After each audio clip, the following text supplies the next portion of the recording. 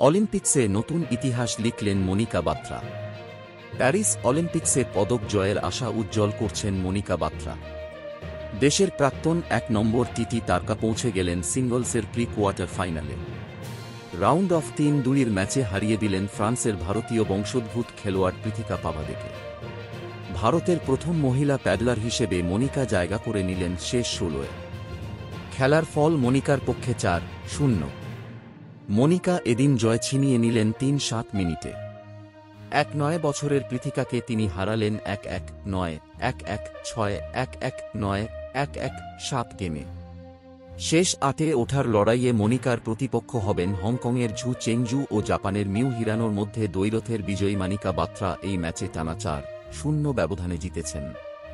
তিনি ম্যাচটি ১-১, ৯, ১-১, ৬, ১-১, ৯, ১-১, ৭ গেমে জিতেছিলেন। ইতিহাসে এই প্রথম কোনো ভারতীয় মহিলা খেলোয়াড় অলিম্পিক্সের কোয়ার্টার ফাইনালে উঠলেন। মনিকার দুর্দান্ত পারফরম্যান্স ভারতের জন্য আরও একটি পদকের আশা বাড়িয়েছে।